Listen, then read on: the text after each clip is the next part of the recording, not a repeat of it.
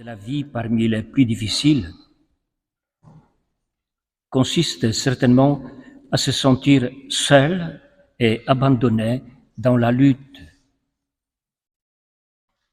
Parfois, il s'agit simplement de faire face à la fatigue de vivre ou à la peur de ne pas y arriver. D'autres fois, il s'agit de lutter contre les injustices, les malentendus, quelquefois contre les manipulations ou la méchanceté des autres. Oui, parfois la vie nous met sur les bancs des accusés. C'est précisément pour cela que nous avons besoin d'un paraclet, c'est-à-dire d'un avocat, d'un consolateur. En effet, paraclet signifie littéralement celui qui se tient à nos côtés. C'est bien cela, le rôle du Saint-Esprit. C'est un Dieu à nos côtés. En effet, bien souvent, ce que nous désirons le plus, ce n'est pas que quelqu'un résolve nos problèmes, qui parfois ne peuvent même pas être résolus. Mais nous voulons tout simplement que ce quelqu'un soit proche de nous, qu'il reste à nos côtés. Après tout, c'est bien cela l'amour. Savoir être là. Quand on aime quelqu'un, on trouve toujours un moyen pour rester avec lui. Jésus souhaite rester avec ses disciples. Il souhaite rester avec nous. Et il en trouve un moyen. Ce moyen, c'est justement l'Esprit Saint. Comment donc faire pour recevoir ce paraclet? Eh bien, sachez que Jésus ne nous donne pas l'Esprit Saint parce que nous sommes bien portants, parce que nous sommes sages, gentils.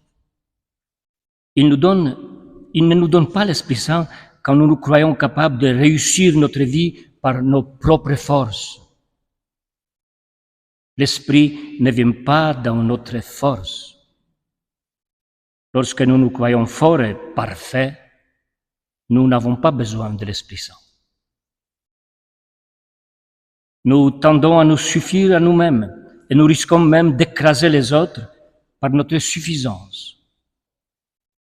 La force isole. Si par contre, nous reconnaissons nos manques, nos fragilités et nos faiblesses, nous apprenons à dire « Viens ». Viens, Esprit Saint, lave ce qui est souillé, guéris ce qui est blessé, rends droit ce qui est faussé et perverti en moi, assouplis ce qui est raide, réchauffe ce qui est froid. Cependant, comme je l'ai dit au début de cette Eucharistie, l'homme est riche parfois de murs intérieurs qui empêchent l'Esprit Saint d'agir dans sa vie. La spiritualité chrétienne énumère 3 principaux obstacles à l'action de l'Esprit Saint. Le premier obstacle, c'est le manque de la vie spirituelle. Oui, tout simplement, manque de la vie spirituelle, c'est-à-dire vivre de manière charnelle, uniquement charnelle, se limiter à une vision matérielle de la vie, en excluant une dimension surnaturelle. Hélas, en 3 générations, on a réussi en France à évacuer beaucoup de surnaturels. D'évacuer les surnaturels de nos vies. Le résultat est désormais devant nos yeux. Selon le président Macron, ça s'appelle la décivilisation. Un néologisme qui, depuis mercredi dernier, agite toute la classe politique. Quoi qu'on dise ou pense, une chose est sûre. Quand on nie la possibilité du surnaturel, on nie la possibilité du don de l'Esprit Saint. Le deuxième obstacle, c'est de ne pas demander l'Esprit Saint. Celui qui ne demande pas ne reçoit pas, c'est logique. Jésus lui-même nous incite à le faire en disant, je le cite, « Si donc vous, qui êtes mauvais, vous savez donner de bonnes choses à vos enfants, combien plus le Père du ciel donnera-t-il l'Esprit Saint à ceux qui le lui demandent ?» Oui, il faut avoir le réflexe de demander l'Esprit Saint et de le redemander de nombreuses fois. Enfin, le troisième obstacle consiste à ne pas laisser agir l'Esprit Saint selon les conseils donnés par Saint Paul apôtre aux Galates. Les voici. Laissez-vous mener par l'Esprit. Laissez-vous mener par l'Esprit. Facile à dire, difficile à faire. Eh bien, l'Esprit Saint se manifeste dans le quotidien par des inspirations intérieures. Quand nous menons une vie spirituelle, il se manifeste à nous par des inspirations intérieures, par des intuitions,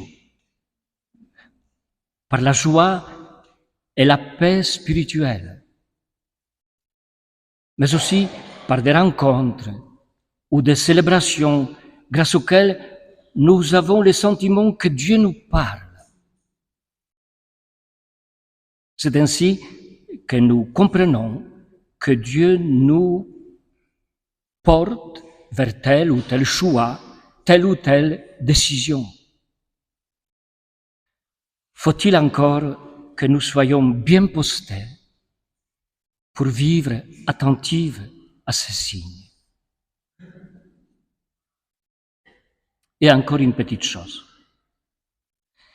Dans une merveilleuse réflexion sur l'Esprit Saint, le pape Benoît XVI affirme que seulement ceux qui ont l'Esprit Saint dans le cœur peuvent voir. C'est très beau. Seulement ceux qui ont l'Esprit Saint dans leur cœur peuvent voir. Oui, l'Esprit Saint nous fait voir les choses et les personnes telles qu'elles sont et non pas telles qu'on voudrait qu'elles soient. Il nous fait voir véritablement. Il nous fait voir les événements, le monde. Il nous fait voir ce qui nous arrive comme Dieu le voit. Il nous fait voir pour transformer nos manières de vivre, d'aimer et de servir. Bref, ne pas invoquer l'Esprit Saint, les reléguer dans les oubliettes de notre existence chrétienne, c'est se priver de la source qui nous fait voir. À nous d'accepter donc la subtile, douce et puissante présence de l'Esprit Saint en lui disant souvent et tout simplement, viens.